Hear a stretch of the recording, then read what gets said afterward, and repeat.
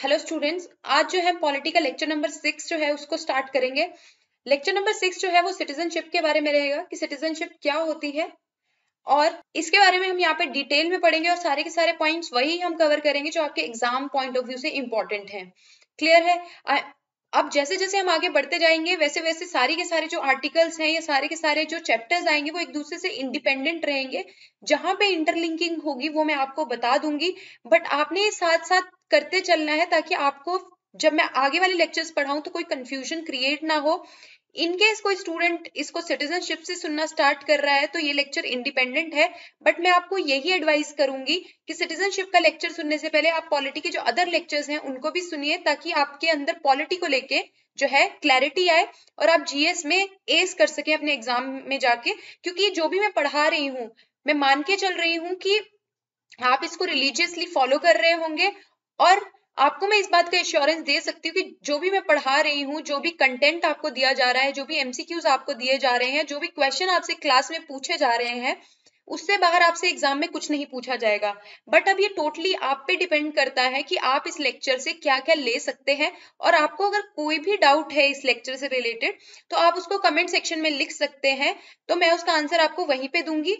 उसके अलावा जो भी क्वेश्चन मैं आपसे इस लेक्चर में पूछती हूँ उसका भी आंसर आप मुझे कमेंट सेक्शन में दीजिए, क्योंकि वो आपकी रिवीजन के लिए इंपॉर्टेंट है और उससे आपके कॉन्सेप्ट्स में और ज्यादा क्लैरिटी आएगी। अब बढ़ते हैं इस लेक्चर में आगे की तरफ, देखते हैं इस लेक्चर में हम क्या क्या कवर करने जा रहे हैं। फर्स्ट वही जनरल इंट्रोडक्शन रहेगी हमारी, देन हमारे प्रिविलेजेस देखेंगे सिटीजन्स के लिए, देन हम कॉन्स्टिट्यूशनल प्रोविजंस देखेंगे जो अवेलेबल है इंडियन सिटीजन्स के लिए, देन पार्लियामेंट्री प्रोविजंस देखेंगे, देन कैसे सिटीजनशिप को एक्वायर किया जाता है इंडिया में और कैसे हमारी सिटीजनशिप लॉस होती है इंडिया में। देन उसके बाद हम प्रीवियस ईयर के कुछ क्वेश्चंस जो है उनको यहाँ पे डिस्कस करेंगे। इस लेक्चर के जो नोट्स हैं वो आपको टेलीग्राम ग्रुप पे अवेलेबल है और उस टेलीग्राम ग्रुप का जो लिंक है वो आपको डिस्क्रिप्शन में दिया गया है। तो आइए अब आगे चलते हैं लेक्चर की तरफ। पहले हम इंट्रोडक्शन से देखेंगे। इंट्रोडक्शन में अगर हम देखें तो हम बात कर रहे हैं सिटीजन्स की इंट्रोडक्शन की। तो फर्स्ट ऑफ ऑल अगर हम देखें कि सिटीजन्स हमारे क्या होते हैं, सिटीजन्स क्या है, हम हैं, आप हो और सब हैं, वो क्या है, वो सब लोग हैं, मतलब पीपल है। तो अब किस तरह के लोगों को सिटीजन बोला जाता है? अब देखा जाए तो लोग दो तरीके के होते हैं, एक होते हैं हमारे सिटीजन्स और एक होते हैं एलियंस। ये एलियंस वो मत समझ लेना जो हमारे यूनिवर्स से आते हैं या अंतरिक्ष से आते हैं, ये वो एलियंस नहीं है। अब मैं आपको थोड़ा सा और डिटेल में जाके बताऊंगी। सिटीजन्स वो है जिसके पास भारत की नागरिकता है। अब नागरिकता होने का मतलब क्या है? क्या आप कैसे जस्टिफाई करोगे कि आप नागरिक हो देश के? आपके पास वोटर आईडी है इस देश की, आपके पास वोटर आईडी है जो सबसे बड़ा प्रमाण बनता है आपके सिटीजन होने का। हर किसी के पास वोटर आईडी नहीं है। अब आप मुझे एक बात कमेंट सेक्शन में बताओगे, क्या आधार कार्ड जो है, आधार कार्ड जो है वो आपके सिटीजन होने का प्रमाण है या नहीं है? ये आप मुझे कमेंट सेक्शन में बताओगे इसका आंसर, और जिसका भी आंसर गलत हुआ उसको मैं करेक्ट कर दूंगी, उनको मैं बता दूंगी उसका जवाब सही क्या है। और अगर किसी ने इसका आंसर सही लिखा तो मैं उसको थम्स अप दे दूंगी।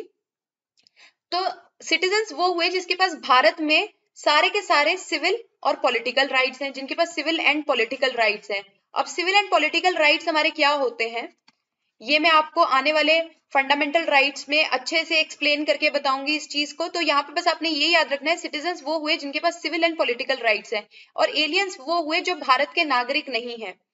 क्लियर है? वो भारत के नागरिक नहीं है। इनमें वो भी लोग आ सकते हैं जिन्होंने भारत की नागरिकता को छोड़ा हो, मतलब वो पहले भारत के नागरिक थे पर अब उन्होंने भारत की नागरिकता को छोड़ दिया है, वो भी एलियंस की कैटेगरी में आएंगे। तो एलियंस क्या हुए? Those who do not possess Indian citizenship, जिनके पास भारत की नागरिकता नहीं है। क्लियर है? अब जो हमारे एलियंस होते हैं ये दो तरीके के होते हैं, एक तो होते हैं फ्रेंडली एलियंस, एक होते हैं फ्रेंडली एलियंस और दूसरे होते हैं हमारे एनिमी एलियंस। एनिमी एलियंस, अब इन दोनों के बीच का डिफरेंस हम थोड़ा सा देख लेते हैं। फ्रेंडली एलियंस वो एलियंस हुए या उस देश के नागरिक हुए जिसके साथ इंडिया के कोर्डियल मतलब अच्छे प्यार वाले रिलेशन है, मतलब अच्छे रिलेशन है बना के चल रहे हैं। और एनिमी और एलियंस वो हुए जिनके साथ इंडिया के कोर्डियल रिलेशन नहीं है। फॉर एग्जाम्पल, बहुत ही अच्छा आपको पता है एग्जाम्पल, हमारा जो पड़ोसी है पाकिस्तान, वहां के जो भी नागरिक वहां के जो भी नागरिक होंगे वो एनिमी एलियंस के अंदर आते हैं, क्योंकि भारत के साथ उनके कोर्डियल रिलेशंस नहीं है। इसी तरह फॉर एग्जांपल चाइना भी आप बोल सकते हैं, जिनके साथ इंडिया के कोर्डियल रिलेशन नहीं है, वहां के भी जो सिटीजन्स हैं नॉट कंप्लीटली बट पार्शली वो भी एनिमी एलियंस के अंदर आते हैं। और फ्रेंडली एलियंस कौन हुए? फॉर एग्जाम्पल इंडिया के रशिया के साथ बहुत अच्छे रिलेशंस हैं, तो वहां के जो नागरिक हुए वो भी हमारे फ्रेंडली एलियंस हुए। वो सिटीजन्स नहीं है क्योंकि उनके पास भारत की नागरिकता नहीं है, उनके पास प्रमाण नहीं है कि वो भारत में ही पले बड़े हैं या उनके पास भारत की नागरिकता है। क्लियर है? अब इस स्लाइड से मैंने जो आपसे इंपॉर्टेंट क्वेश्चन पूछा था आधार कार्ड से रिलेटेड, क्या किसी से रेजिडेंट के पास, जो भी भारत में इंसान रह रहा है, अगर उसके पास आधार कार्ड है तो क्या वो उसकी सिटीजनशिप का आधार बनता है? और इसी तरह से मैंने आपको बताया कि वोटर आईडी जो है एक तरह से बोल सकते हैं कि प्रमाण है हमारे भारत की सिटीजनशिप का। क्लियर है? अब आगे देखते हैं, नेक्स्ट देखते हैं प्रिविलेजेस क्या है हमारे सिटीजन्स के पास मतलब भारत के नागरिक जो हैं उनके पास क्या क्या प्रिविलेजेस है, मतलब दूसरे से ऊपर एज क्या है कि वो चीजें वो कर सकते हैं बाकी और कोई नहीं कर सकता। तो देखते हैं प्रिविलेजेस क्या है। तो पहले हम कॉन्स्टिट्यूशन के हिसाब से देखेंगे कि कॉन्स्टिट्यूशन के हिसाब से सिटीजन्स को क्या क्या प्रिविलेजेस मिले हैं, क्योंकि कॉन्स्टिट्यूशन हमारा सर्व प्रिय है, सबसे ऊपर है, तो वो जो बोलेगा वो तो हमारे भारत में होगा ही। तो कॉन्स्टिट्यूशन में देख लेते हैं कि सिटीजन्स को क्या क्या प्रिविलेजेस प्रोवाइड किए गए हैं जो कि और कंट्रीज के या और एलियन सिटीजन्स को या और लोगों को प्रोवाइड नहीं किए गए हैं। तो यहाँ पे लिखा है आर्टिकल 15 जो है वो बताता है ऐसे राइट्स और प्रिविलेजेस जो सिटीजन ऑफ इंडिया को दिए गए हैं but denies same to the aliens, but aliens को नहीं दिए गए हैं। तो वो कौन से हैं? तो आर्टिकल 15 जो है 15 है, आर्टिकल 16 है, आर्टिकल 19 है, 29 है और 30 है। ये सारे के सारे जो राइट्स हैं ये ओनली वैलिड है हमारे भारत के नागरिक के लिए, only valid for citizens of India. ये सिर्फ भारत के नागरिक के लिए ही वैलिड है, ये कोई और इनको एंजॉय नहीं कर सकता, ये वही एंजॉय कर सकते हैं जिनके पास भारत की नागरिकता है। अब देख लेते हैं आर्टिकल 15 हमारा क्या कहता है। आर्टिकल 15 जो है ये हमारा एक फंडामेंटल राइट है। इनफैक्ट यहाँ पे जो पांचों यहाँ पे राइट्स मेंशन किए गए हैं ये सारे के सारे हमारे फंडामेंटल राइट्स हैं। इनके बारे में मैं आने वाले चैप्टर्स में बता दूंगी आपको, बट यहाँ पे मैं एक बार आपको सारे के सारे आर्टिकल्स के बारे में बता देती हूँ कि आर्टिकल्स क्या बोलते हैं। आर्टिकल 15 कहता है right against discrimination on the ground of religion, race, caste, sex और प्लेस ऑफ बर्थ। मतलब ये बोलता है कि आप डिस्क्रिमिनेट नहीं कर सकते किसी से भी, अगर वो उसका रिलीजन अलग है, उसकी रेस मतलब वो दिखता अलग है। आपको पता है काले गोरे का भेद नहीं, हर दिल से हमारा नाता है, ये गाना बहुत फेमस है। और अगर किसी की डिफरेंट कास्ट है उसके अगेंस्ट भी डिस्क्रिमिनेशन नहीं किया जा सकता, सेक्स के अगेंस्ट भी डिस्क्रिमिनेशन नहीं किया जा सकता, कोई लड़का है, लड़की है या कोई ट्रांसजेंडर है उनके बीच भी डिस्क्रिमिनेशन नहीं हो सकता, और प्लेस ऑफ बर्थ के बेसिस पे डिस्क्रिमिनेशन जो है नहीं हो सकता। नेक्स्ट जो है आर्टिकल 16 के बारे में अगर हम देखें तो आर्टिकल 16 हमें राइट टू इक्वालिटी बोलता है, right to equality of opportunity in the matter of public employment. इसका मतलब है कि जो भी हमारा पब्लिक ऑफिसेज है मतलब गवर्नमेंट ऑफिसेज हैं उसमें सबको इक्वल अपॉर्चुनिटी प्रोवाइड की जाएगी इररिस्पेक्टिव ऑफ वो कौन से कास्ट से, कौन से रिलीजन से, किसी से भी बिलोंग करता हो। क्लियर है? ये दोनों जो आर्टिकल्स हैं 15 और 16 ये हमारे इक्वालिटी पे बेस्ड है, इस चीज को याद रखना है। ये दोनों बोलते हैं कि सबके सब जो है वो इक्वल है, बराबर है। नेक्स्ट जो है आर्टिकल 19 वो क्या कहता है? आर्टिकल 19 हमारा कहता है right to freedom of speech, मतलब किसी को भी बोलने की पूर्ण आजादी है, एंड एक्सप्रेशन और किसी को भी अपनी भावनाएं व्यक्त करने की भी संपूर्ण आजादी है। असेंबली मतलब कोई भी कहीं पे भी इकट्ठा हो सकता है, एसोसिएशन और कोई भी एक एसोसिएशन फॉर्म कर सकता है, मूवमेंट की भी सबको आजादी है, रेजिडेंस रहने की भी सबको आजादी है, और कोई प्रोफेशन फॉलो करना है उसकी भी सबको आजादी है। ये आता है हमारा आर्टिकल 19 के अंदर। इसको मैं एक बार फिर से बोल देती हूँ, right to freedom of speech and expression, assembly, association, movement, residence and profession. Clear है? अब आर्टिकल 30 देख लेते हैं जो बचा है, सॉरी आर्टिकल 29 भी हमारा बचा है। आर्टिकल 29 और 30 जो है ये कल्चरल और एजुकेशनल राइट्स की बात करते हैं। जो आर्टिकल 29 और 30 है ये हमारे कल्चरल मतलब हमारी संस्कृति से जुड़े और हमारी एजुकेशन से जुड़े राइट्स के बारे में बात करते हैं। क्लियर है? इनको मैं बहुत ज्यादा डिटेल में आपको तभी पढ़ाऊंगी जब मैं आपको फंडामेंटल राइट्स का चैप्टर पढ़ाऊंगी, बट यहाँ पे मैंने आपको एक आइडिया दे दिया है कि ये सारे के सारे जो राइट्स हैं ये क्या कहना चाहते हैं, इनके अंदर क्या क्या चीजें लिखी गई हैं, और इनफैक्ट ये जो पांचों के पांचों राइट्स हैं, सिर्फ ये पांचों के पांचों फंडामेंटल राइट्स जो हैं ये ही सिर्फ सिटीजन्स के लिए अवेलेबल है।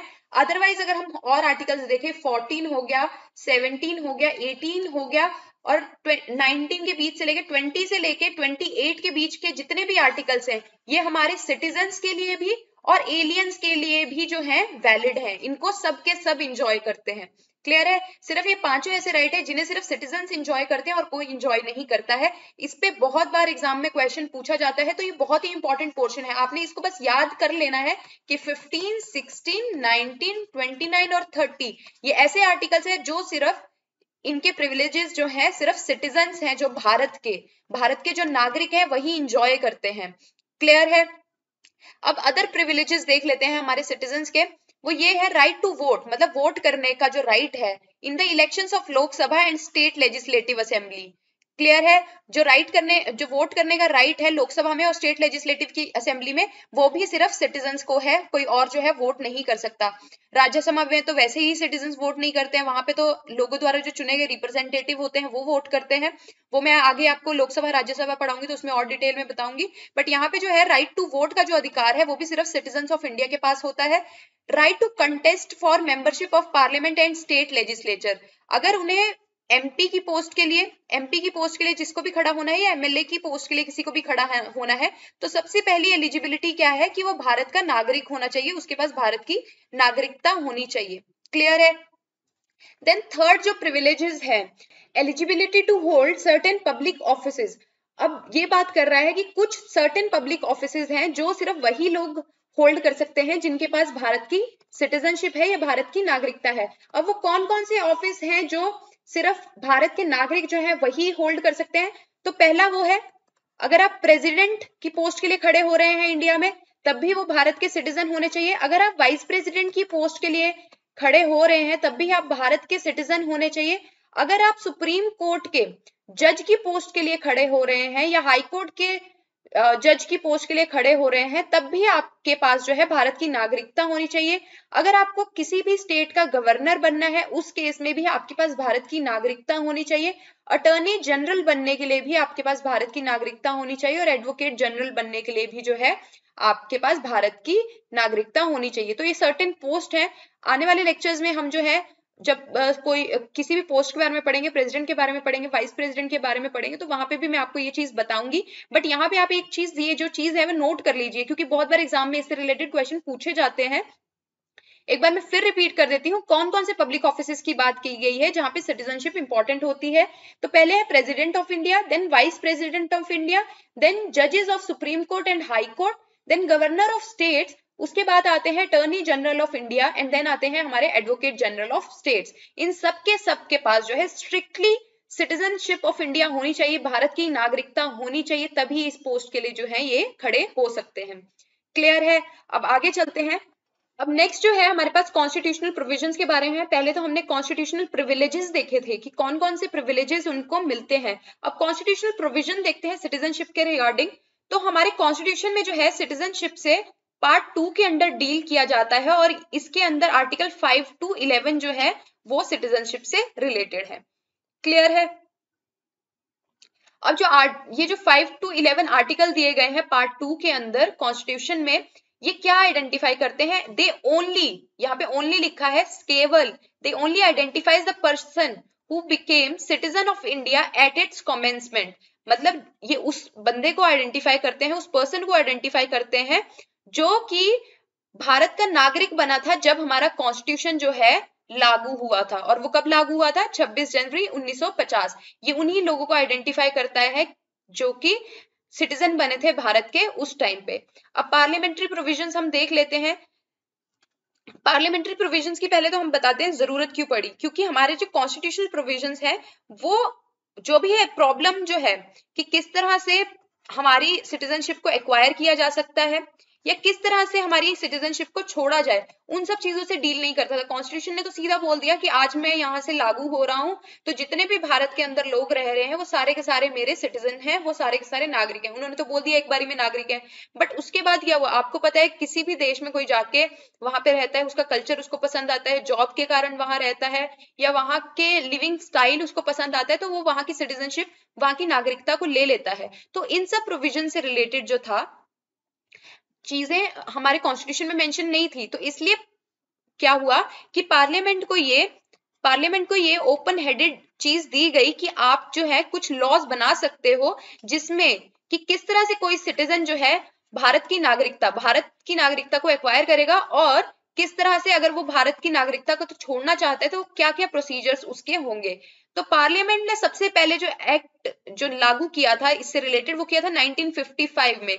तो सबसे पहले जो सिटीजनशिप का एक्ट आया था वो आया था 1955 में, विच हैज बीन अमेंडेड, जिसको अमेंड किया गया 1957 में, 1960 में, 1985 में, 1986, 1992, 2003, 2005, 2015 एंड 2019। ये आपको पता होना चाहिए, ये तो बहुत ही ज्यादा इंपॉर्टेंट है। इसके पीछे तो बहुत ही ज्यादा देश भर में प्रोटेस्ट हुए थे, फेमसली नोन एज CAA, जो हमारा सिटीजनशिप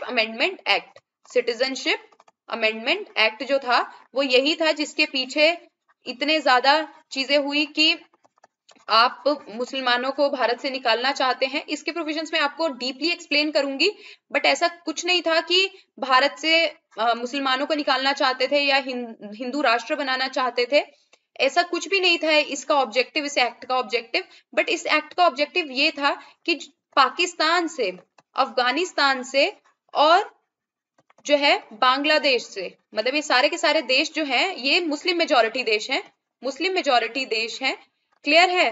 तो यहाँ से अगर कोई भी हिंदू, क्योंकि यहाँ पे हिंदुओं का बहुत ज्यादा प्रोसिक्यूशन होता है, तो यहाँ से अगर कोई भी हिंदू या कोई भी और रिलीजन का जो नागरिक है, जो भी और रिलीजन का कोई पर्सन है वो इंडिया में आता है, तो उसको सर्टेन स्टेप्स जो है, जो भी सिटीजनशिप एक्वायर करने के स्टेप्स होते हैं वो फॉलो करने पड़ेंगे ताकि वो भारत का नागरिक बन सके। ये सिर्फ वहां पे रहने वाले माइनॉरिटीज के लिए था, क्लियर है, और वहां से आने वाले मुस्लिम्स के लिए नहीं था, क्योंकि वो मुस्लिम मेजॉरिटी देश है, इसलिए ये जो प्रोविजन है ये वैलिड नहीं था। तो ऐसा नहीं था कि भारत के अंदर जो मुसलमान हैं उनको बाहर निकालना चाहते थे या इसको हिंदू राष्ट्र बनाना चाहते थे, सिर्फ उन्होंने उन देशों से मना किया जहां पे मुस्लिम मेजॉरिटी में है, क्लियर है। और वहां पे क्योंकि माइनॉरिटीज का परसिक्यूशन होता है, इसलिए उन्होंने बोला कि वहां से जो भी माइनॉरिटी इंडिया में आएगी और किसी भी तरह से आएगी, इलीगल माइग्रेंट नहीं होना चाहिए। तो क्या होगा, वो एक सर्टेन स्टेप्स फॉलो करके, वो कुछ सर्टेन स्टेप्स फॉलो करके जो सिटीजनशिप के लिए इंपॉर्टेंट है उससे वो भारत की नागरिकता को ले सकते हैं। अगर आपकी डिमांड है कि आपको सिटीजनशिप अमेंडमेंट एक्ट 2019 जो है डिटेल में पढ़ाया जाए, तो एटलीस्ट 5 स्टूडेंट्स की मेजॉरिटी होनी चाहिए। आप मुझे कमेंट सेक्शन में लिखें तो मैं इसका आपको एक अलग से वीडियो बना के दूंगी। अगर एटलीस्ट 5 स्टूडेंट्स जो हैं इस चीज के लिए अग्री करते हैं कमेंट सेक्शन में कि हमें ये सिटीजनशिप अमेंडमेंट एक्ट 2019 पढ़ाया जाए, तो मैं पढ़ाऊंगी, but at least 5 students should agree to it. अब नेक्स्ट देखते हैं कि सिटीजनशिप को अक्वायर किस तरह से किया जाता है। हमने कॉन्स्टिट्यूशनल प्रोविजन देख लिए जिसने ये आइडेंटिफाई किया। अब देख लेते हैं कि सिटीजनशिप को एक्वायर कैसे किया जा सकता है। तो सिटीजनशिप को एक्वायर करने के तरीके क्या है, बाय बर्थ, मतलब अगर आपका जन्म हुआ है भारत में तो आप सिटीजनशिप को एक्वायर कर सकते हैं।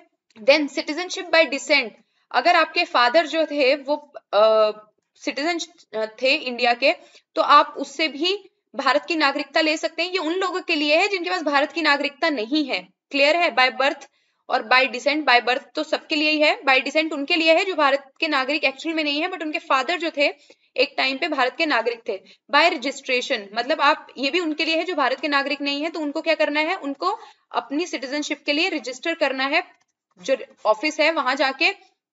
तो उनको एक एप्लीकेशन होती है, उनके कुछ क्राइटेरियाज होते हैं, वो उन्हें फुलफिल करने होते हैं। उसके बाद वो जो है रजिस्ट्रेशन जब सक्सेसफुल हो जाता है तो वो भारत की नागरिकता का उन्हें सर्टिफिकेट अलॉट कर दिया जाएगा। बाय नेचुरलाइजेशन, अगर किसी को इंडिया का कल्चर पसंद आया या फिर इंडिया में वो रह रहा है या उसने किसी देश की हमारे देश की नागरिकता लेना चाहता है और दूसरे देश की नागरिकता को छोड़ दिया है, या किसी को कारणवश कोई गवर्नमेंट ऑफ इंडिया के अंदर जो है काम कर रहा है, उनको सिटीजनशिप लेनी है, तो वो बाय नेचुरलाइजेशन मिलती है, क्लियर है। और नेक्स्ट लास्ट जो है वो ये है कि बाय इनकॉर्पोरेशन ऑफ टेरिटरी, कि मतलब कोई भी, फॉर एग्जाम्पल इंडिया किसी भी पर्टिकुलर किसी कंट्री पे इन्वेड करता है। फॉर एग्जांपल मान लो पाकिस्तान पे इन्वेड किया इंडिया ने और कुछ टेरिटरी जो थी पाकिस्तान की वो अपने अंदर कर ली, कुछ टेरिटरी अपने अंदर कर ली, तो क्या जो टेरिटरी इंडिया के अंदर आ गई है क्या यहाँ के लोग भारत के सिटीजन बन जाएंगे? तो इसका आंसर है नो।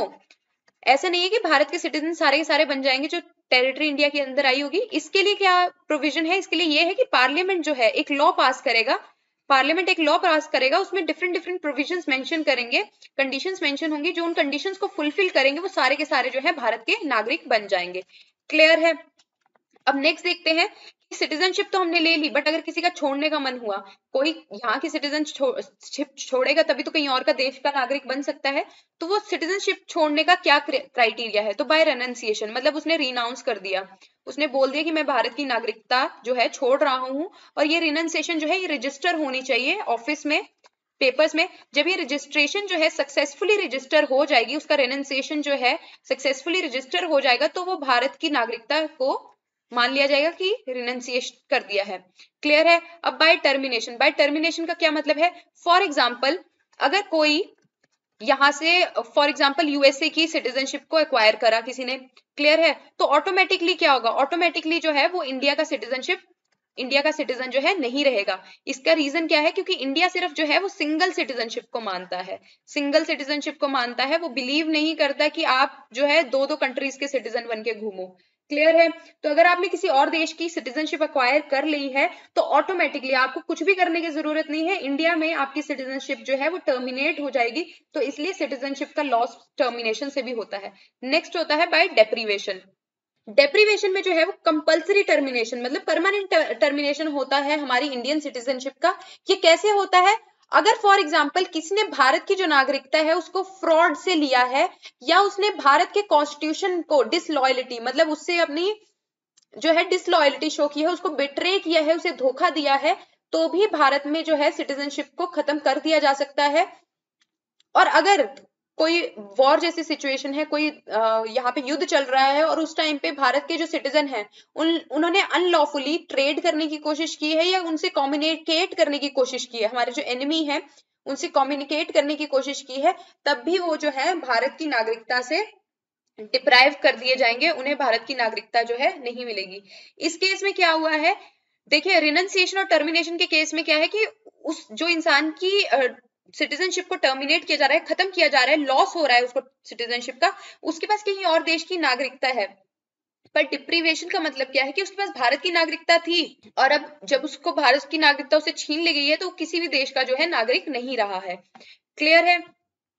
अब कुछ हम प्रीवियस ईयर के क्वेश्चंस करेंगे और उनका डिस्कशन करेंगे यहाँ पे। तो फर्स्ट क्वेश्चन हम देख लेते हैं, in which part of the constitution we find provisions related to citizenship? कौन सा पार्ट है कॉन्स्टिट्यूशन का जहां पे हमें सिटीजनशिप से रिलेटेड प्रोविजंस मिलते हैं? तो क्वेश्चन के ऑप्शन हमें दे रखे हैं, ऑप्शन ए दे रखा है पार्ट 2, ऑप्शन बी दे रखा है पार्ट 4, ऑप्शन सी दे रखा है पार्ट 3, ऑप्शन डी दे रखा है पार्ट 1।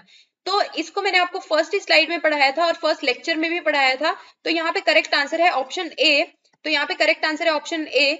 अब नेक्स्ट क्वेश्चन देखते हैं, Which article of Indian Constitution is related to citizenship? कौन से आर्टिकल जो है इंडियन कॉन्स्टिट्यूशन से के वो सिटीजनशिप से रिलेटेड हैं? तो ऑप्शन ए है 4 to 11, ऑप्शन बी है 5 to 11, ऑप्शन सी है 6 to 11, ऑप्शन डी है 5 to 9।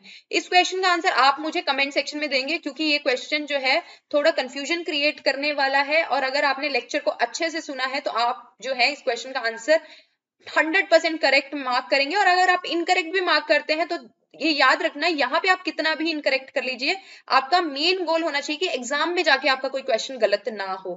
क्लियर है? आप मुझे इस क्वेश्चन का आंसर देंगे और आप मुझे ये बताएंगे पार्ट 1 जो है इंडियन कॉन्स्टिट्यूशन का वो किससे रिलेटेड है, वो भी आप कमेंट सेक्शन में उसका आंसर मेंशन करेंगे। जिनके भी आंसर करेक्ट होंगे I will give them thumbs up. In which year first citizenship act passed in India? तो ऑप्शन ए है 1955, ऑप्शन बी है 1957, ऑप्शन सी है 1961, ऑप्शन डी है 1965। तो इस क्वेश्चन का करेक्ट आंसर है ए ऑप्शन, 1955 में फर्स्ट सिटीजनशिप जो एक्ट था उसको पास किया गया। क्लियर है?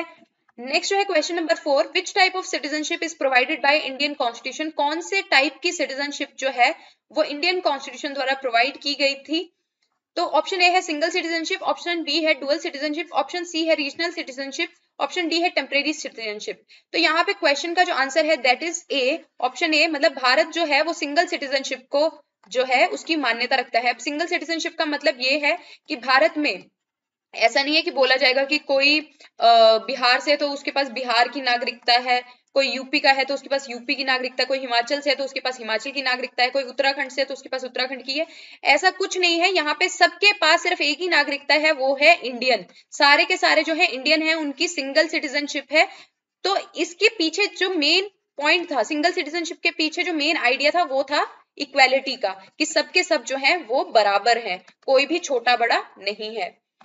नेक्स्ट जो है question number 5, no person shall be citizen of India if he has, कोई भी पर्सन जो है वो भारत का नागरिक नहीं हो सकता अगर उसने, ऑप्शन ए दे रखा है lived in foreign countries for more than 5 year, option B है been convicted by foreign court of law, option C है voluntarily acquired citizenship of other country, option D है accepted employment in other country. ये तो आपको पता है नहीं हो सकता, क्योंकि कई हमारे इंडिया के सिटीजन होते हैं जो बाहर यूएसए में जॉब करते हैं, गूगल में कर रहे हैं, अमेजोन में कर रहे हैं, कहाँ नहीं कर रहे हैं। Been convicted by foreign court of law, ये भी नहीं हो सकता, क्योंकि इंडिया जो है वो सॉवरन है, वो किसी और को तो मानता ही नहीं है। ठीक है, इंडिया के अपने कोर्ट ऑफ लॉ में हो तब तो कोई बात है। Then lived in the foreign territory for more than 5 years, अगर किसी के घर में कोई भी फॉरेन कंट्री में कोई काम करता होगा, कनाडा में या यूएसए में या ऑस्ट्रेलिया में कहीं पे भी, तो आपको पता है वो सालों साल वहां रहते हैं, 10 साल हो जाते हैं, 12 साल होते हैं, बट ऐसा नहीं है कि फॉरेन टेरिटरी पे रहने से सिटीजनशिप का लॉस हो जाता है। तो यहाँ पे बचा सिर्फ एक ऑप्शन सी, जो तो इसका आंसर जो करेक्ट आंसर है वो है ऑप्शन सी। तो आपने इस तरह से अपना इंटेलेक्ट लगा के जो है एग्जाम में क्वेश्चन सॉल्व करने हैं। बहुत सारी एग्जाम्पल्स तो हमारे नियरेस्ट ही होती हैं, पास में ही होती है, बस हमें दिमाग खोल के वहां पे आंसर को मार्क करना है जब ऐसे कॉन्सेप्चुअल क्वेश्चन आपसे पूछे जाए। क्लियर है? अब इस लेक्चर के जो नोट्स हैं वो आप टेलीग्राम ग्रुप से ले लीजिएगा,